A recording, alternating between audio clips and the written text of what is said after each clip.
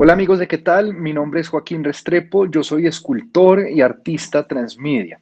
Llevo dedicándome al arte desde que tengo 12 años, ya tengo 40. Pues bueno, cuando yo estaba chiquito, digamos que nunca tuve una conexión muy grande con mis compañeros de colegio, sino que me la llevaba muy bien con la gente mayor. Y de alguna u otra forma hubo un cierto amor por el arte que no tengo ni idea de dónde surgió.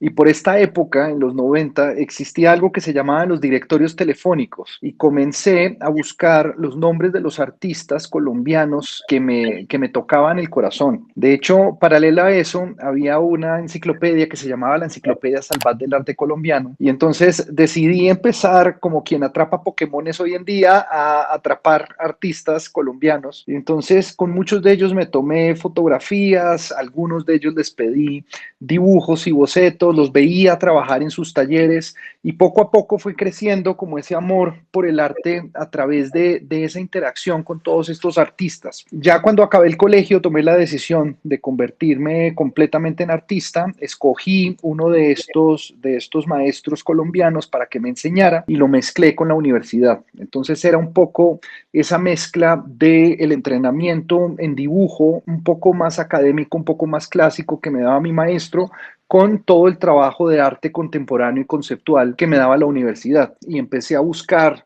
cómo se podían entremezclar estos dos mundos. Digamos que de allí es un poco de donde surjo. Luego me vuelvo muy rebelde, me retiro de la universidad y como primer mercado que quiero comenzar a abrir es China. Entonces viajé a China, a la feria de Shanghai, se hicieron algunas exposiciones en Beijing, estuve por Chengdu y pues poco a poco me he ido expandiendo. A mí me interesa muchísimo buscar aquellos países que resuenan conmigo o que de repente puedo comenzar a aprender cosas, ya sea porque tengan o culturas interesantes o trabajos artesanales interesantes, artistas interesantes, de modo de que para mí se vuelve un estar yendo y viniendo todo el tiempo. Y México es uno de estos lugares fascinantes que además es como una fuente de inspiración increíble para todos los colombianos. Yo quisiera ser el primero que dice eso, pero todos aquí se han nutrido, desde Fernando Botero, García Márquez, todos absolutamente la han pasado increíble y creo que entre más estoy aquí en México, más lo comprendo.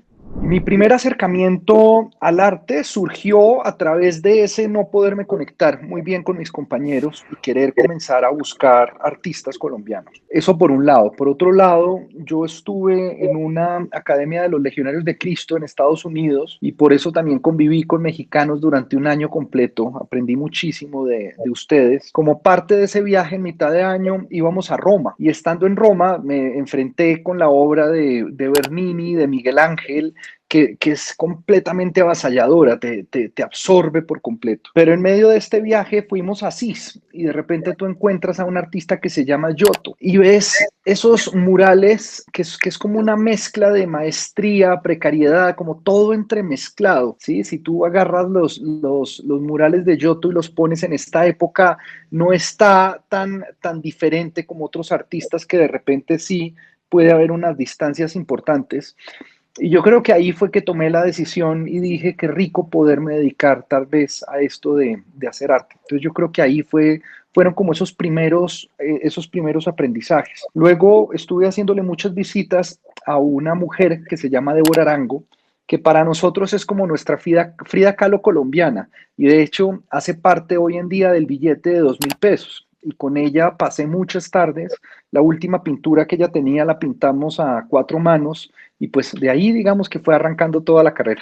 Para mí el arte lo es todo, digamos que es como uno de esos principios que nos diferencian del resto de criaturas que tenemos en este planeta. De repente es aquello que nos permite conectarnos directamente con quienes somos nosotros realmente y eso que no solamente se necesita hacer arte para uno poderse conectar, uno también puede conectar a través de coleccionar, a través de visitar museos, a través de ir y ver cualquier tipo de manifestación artística. De una u otra forma, eso te convierte como una especie de co-creador, porque tú estás mezclando tu trasfondo y tus ideas con estas ideas y el trasfondo que tiene el artista que está produciendo aquello que estás consumiendo. Yo creo que es un mix de todas mis experiencias. Mi arte, aunque no pareciera, es completamente autobiográfico. Lo que pasa es que yo lo voy partiendo y lo vuelvo como unas especies de arquetipos. Lo disuelvo, lo disuelvo, lo disuelvo, lo disuelvo hasta que queda en la pura esencia. Algo parecido al muñequito que ves en el semáforo o cuando quieres ir a utilizar un baño, que ya está, es la mínima representación de lo que quieres mostrar. Eso mezclado tal vez con la música. Para mí la música es una fuente infinita de inspiración. Tengo una tendencia importante a la música sacra, a la música clásica desde muy chiquito. De hecho, a mí me regalaron un radio cuando yo estaba pequeño y yo me acuerdo que yo lo sintonicé en una emisora y escucho a un tipo cantando con una voz y yo de ahí me empecé a obsesionar. Con los años creo que tal vez ese personaje pudo haber sido Pavarotti, pero no estoy seguro. Yo todavía no sabía del todo escribir, no sé si estaba como en principios de hablar, entonces digamos que esa conexión con la música está desde muy pequeño y además un gusto muy personal, porque en mi casa nadie más lo hacía, ni entre mis amigos tampoco. Está ese amor por todo lo antiguo, por el arte, por ver los vestigios, por ver lo que es capaz de producir el ser humano. No tengo la verdad una respuesta. Bueno, yo viajo a Bogotá, que es una ciudad de Colombia, la capital. Yo soy de Medellín y allí entro a estudiar a la Universidad de los Andes. Mezclo mi trabajo con un maestro que se llama el maestro David Mansur, que es un gran pintor y dibujante colombiano. En medio de todos esos procesos, a él lo invitan a participar en una convocatoria de artistas. Pues no era una convocatoria, ya él estaba elegido, pero había que intervenir una serie de esculturas y eran unas mariposas. Esto lo iba a subastar la Casa Christie's de Nueva York en Colombia para ayudar a una fundación que se llama la Fundación Corazón Verde, que ayuda a las policías y huérfanos de nuestra policía, por lo que nosotros hemos estado en guerra desde que nos fundaron. Y cuando yo vi que le llegó esto a él, yo dije, ay, qué maravilla poder participar. Entonces aproveché, hice unos de mis trabajos de mi universidad basados en esos trabajos de la mariposa y de forma súper casual se la mostré estando en el taller. A él le gustó mucho, se los mostró a los directivos, a ellos les gustó y digamos que fue la primera vez que yo aparecí en subasta, más o menos alrededor de los 19 años y desde allí comencé a subastar. Fue muy extraño, tengo que decirte, porque digamos que esa noche de subasta también habían varios profesores de mi universidad ahí subastando. Entonces yo lo que hacía era que me escondía para que no me fueran a ver, porque si no iba a ser muy incómodo, porque yo no sabía cómo llevar eso, ¿me entiendes? Para mí es importante aprender y saber absorber. Yo soy como una esponja que me encanta estar sacando información y mirando cómo la puedo absorber.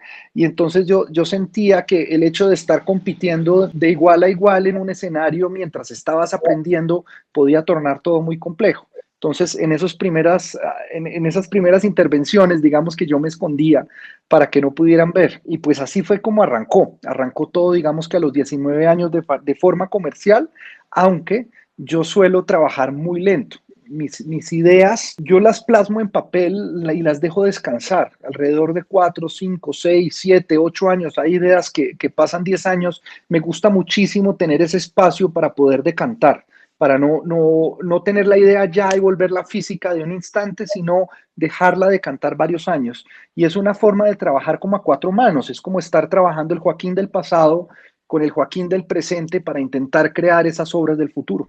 Yo creería que es muy ecléctico, porque a mí me gusta el dibujo, que fue, digamos, en lo que yo más me entrené, dibujo, pintura. Sin embargo, me dediqué mucho a la escultura y desde siempre también he tenido una obsesión por la tecnología, por la programación. Entonces, todos esos medios digitales también me interesan muchísimo. Entonces, de una u otra forma, me estoy moviendo en medios digitales, en medios análogos, pero en medios análogos también hay muchas técnicas que me gustan alrededor.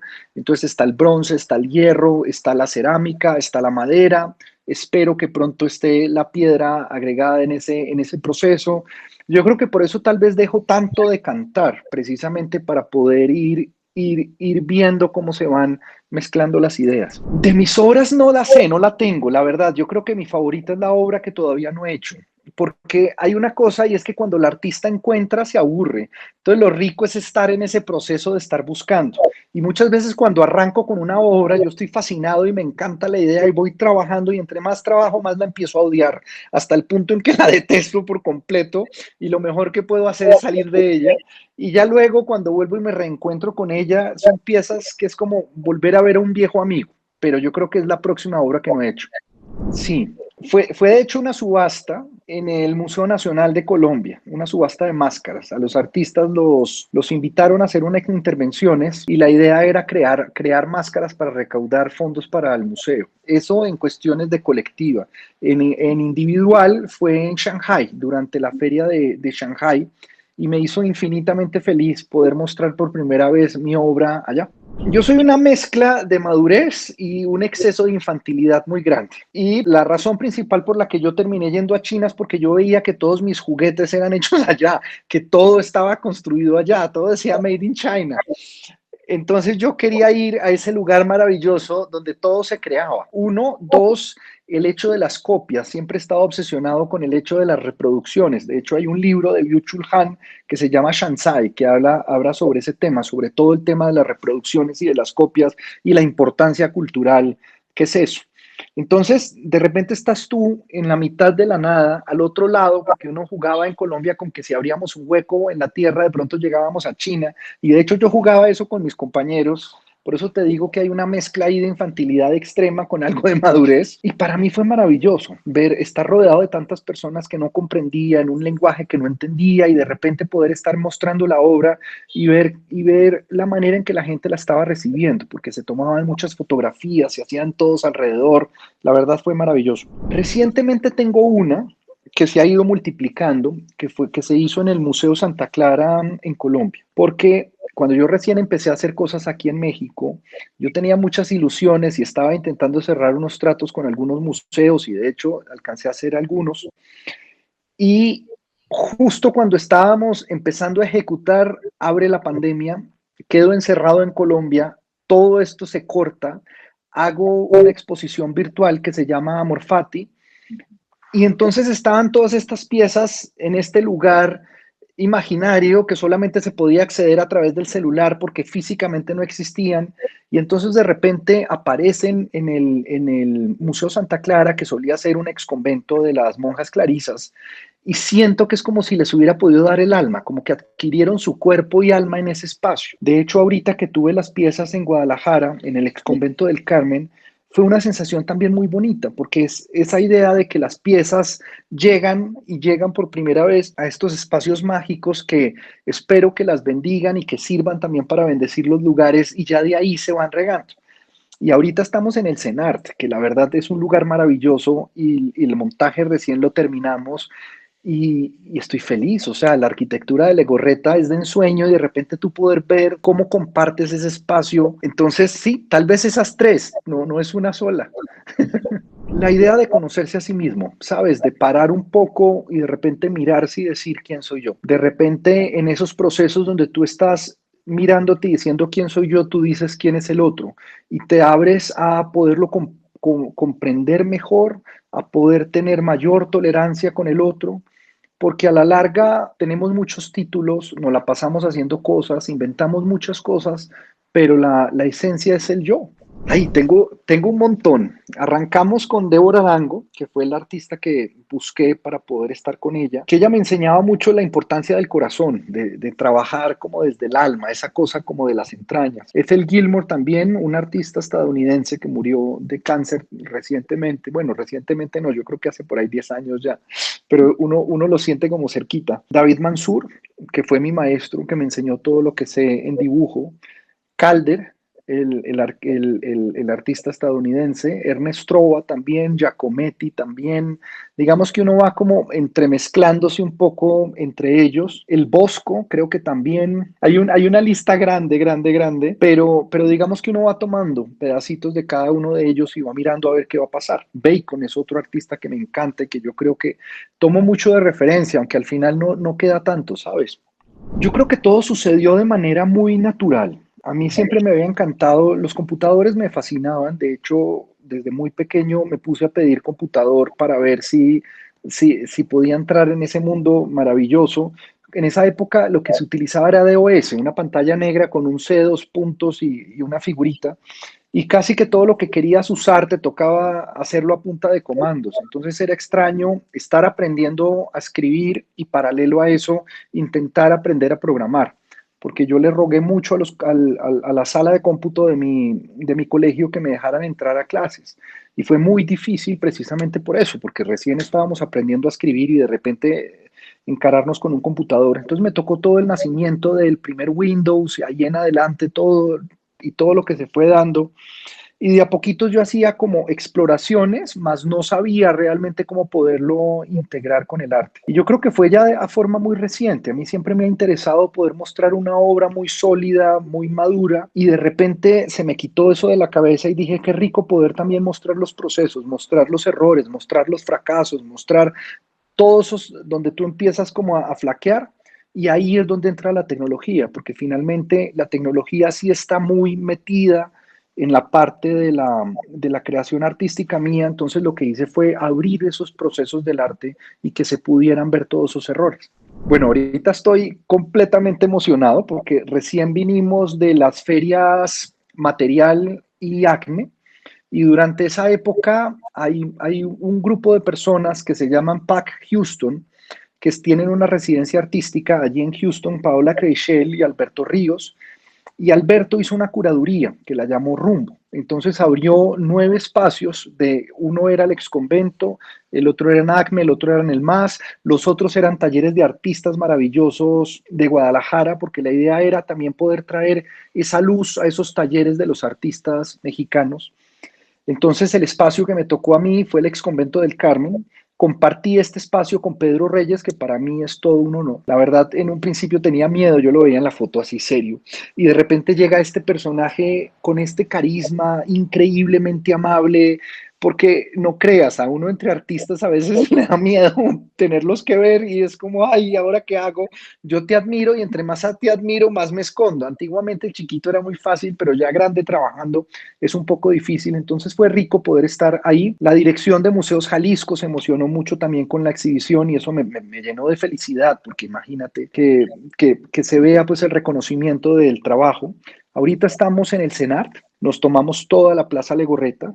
De acá, el 18 de diciembre abrimos en el Museo de Querétaro, perdón, el 19 de diciembre abrimos en el Museo Macro de Querétaro, entonces eso también me tiene infinitamente feliz porque quiere decir que todo este recorrido se va a seguir moviendo.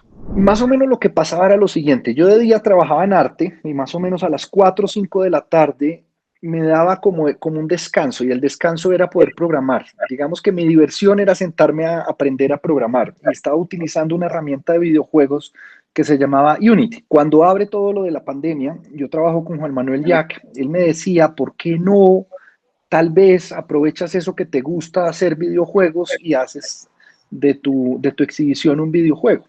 Y entonces utilicé otra herramienta de creación de videojuegos que se llama Unreal Engine, precisamente para poder mostrar lo que yo quería mostrar, como poder sacar toda esta serie de esculturas que no había hecho. De hecho, hay unas que todavía no las he hecho, pero la parte central de las esculturas son todas aquellas con las que estoy precisamente exponiendo.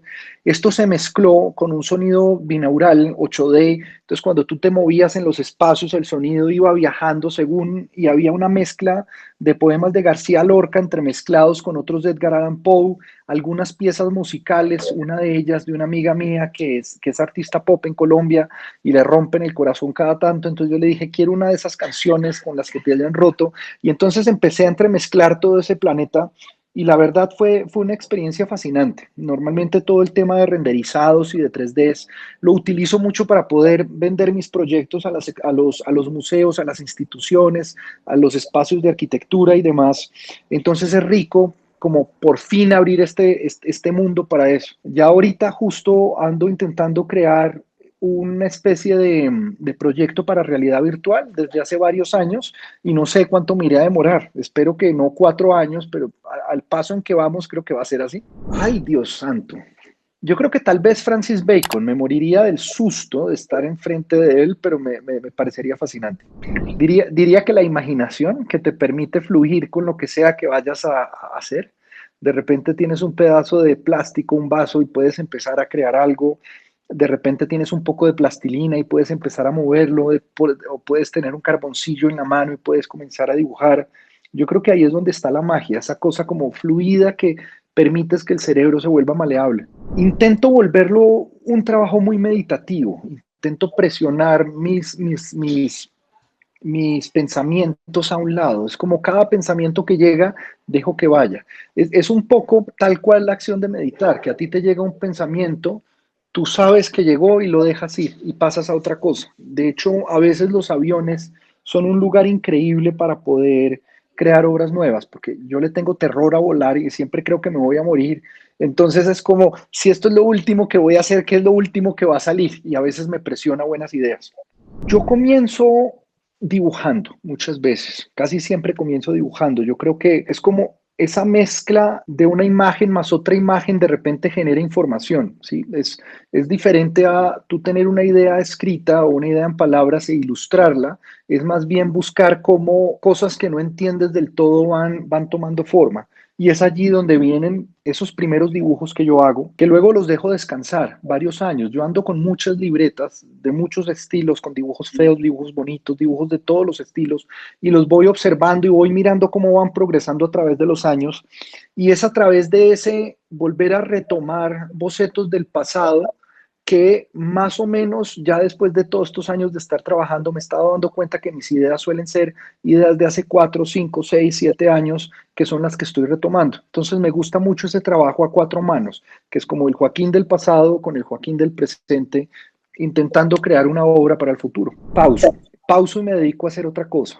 Me gusta mucho tener cosas en paralelo. Cuando tú tienes muchas cosas en paralelo, la frustración lo que tú haces es dedicarte a hacer otra cosa. Y me encanta procrastinar. Si me entiendes, dejar las ideas a un lado, pero no sentirme mal por estar procrastinando, sino disfrutármela, ¿sí? Porque yo creo que eso está ahí en la clave. Y es que el arte necesita mucho esos espacios de descanso, donde tú de pronto no sabes qué hacer. Entonces, si estás demasiado traumatizado, te toca pausar. Y si no eres capaz de hacerlo tú, encargarte de rodearte con personas que sean capaces de decirte, oye, para. Y a veces me lo dicen, para, haz otra cosa.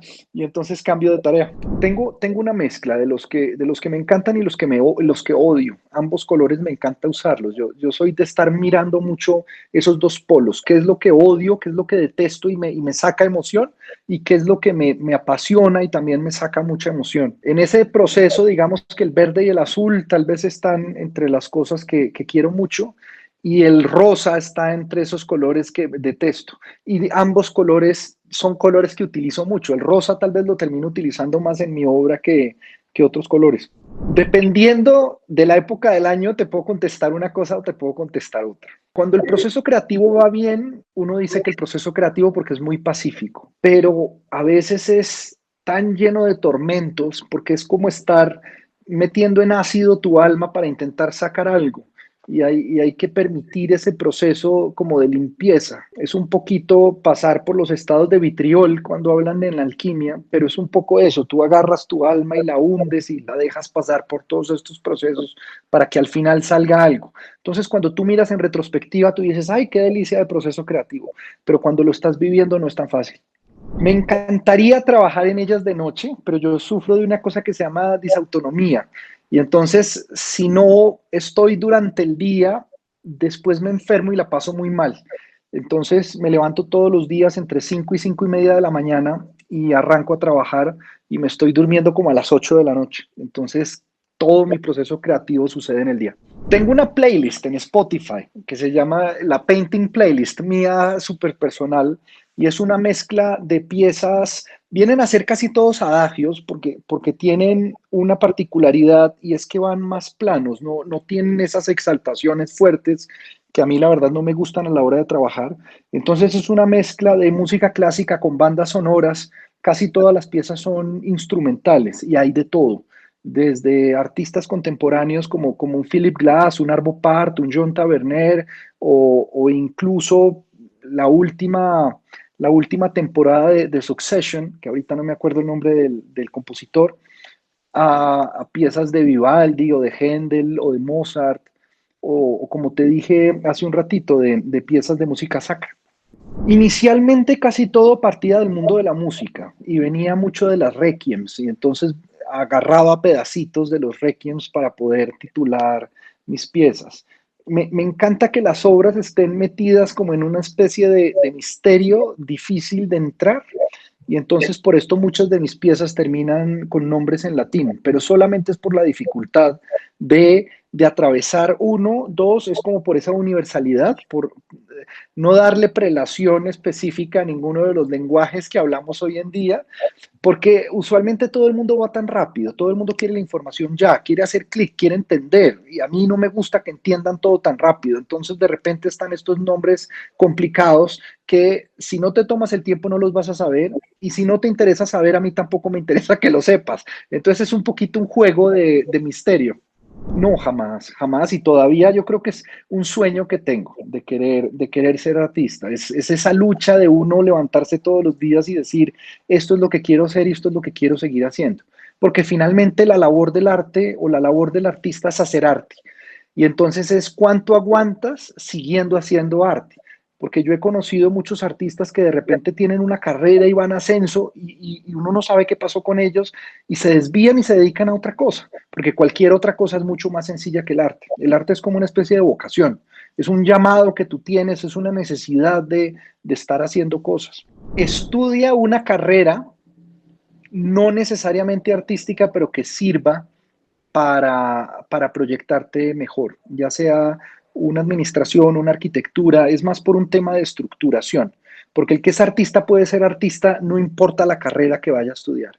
Y muchas veces las carreras de arte lo que hacen es que te terminan castrando la imaginación. Entonces es bonito como ese punto de quiebre donde tú mezclas una cosa que te sirve con otra, pero no es a estudiar administración para ser el administrador, sino para administrar mejor tus cosas. Porque si algo he aprendido es que es importante tener un plan de negocios, una estrategia clara, porque una cosa es el hobby o el arte como hobby y otra cosa es el arte como profesión. Y cuando ya tú quieres ser un profesional, hay una cantidad de cosas que no te gustan y que te toca hacer y que es importante hacer para que el jardín siga creciendo. Computadores. Estaría dedicado a la programación y a los computadores. No sé si arreglando computadores, creando cosas por allá en Silicon Valley o por allá en Shenzhen, en China, metido en donde se están creando las últimas cosas. Mi consejo más importante de todos es perseverar. Al fin y al cabo, el arte no es el que primero llega, sino es el que es capaz de mantenerse. Llevar una vida sana, eso es súper clave, porque el arte, el mejor arte es aquel que se crea al final.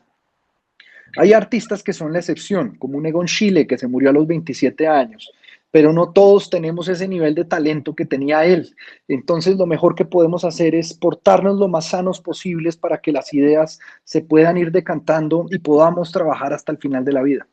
La perseverancia, mucho. La perseverancia y el control del ego. Porque si tú eres perseverante pero tienes un ego grande, tú no vas a cambiar. Si tú eres perseverante y tienes un ego chiquito, tú vas a estar cambiando todo el tiempo. Y va a llegar un momento en que la gente con talento se queda dormida, mientras que la gente que persevera se queda. A mí me pasó alguna vez en la universidad, tenía una compañera que dibujaba muy bien y cuando arrancábamos, yo empezaba despacio, ella terminaba su dibujo, iba y me hacía jeje, como en Los Simpsons, y yo le decía, dame 4 horas. Y luego volvía y me decía, ¿tú cómo hiciste eso? Yo le dije, tú tienes talento, pero yo soy terco como un burro y trabajo más duro. Entonces, a la larga eso es lo que pasa, que al principio el talentoso va muy rápido, pero si ese talento no va marcado, no va mezclado con disciplina y perseverancia, se cae, mientras que el perseverante siempre va a seguir subiendo. Todo el tiempo me mantengo mis libretas de dibujo y estoy trabajando con ideas del pasado. Y al estar trabajando con ideas del pasado, siempre hay ideas que agarrar. No necesariamente son buenas ideas, porque hay muchas ideas que son ideas basura, pero son ideas. Y eso fue una de las cosas tal vez que me enseñó Débora Arango, que me dijo, nunca rompas un dibujo, guárdalos, porque entre las peores ideas, más adelante van a ser las mejores.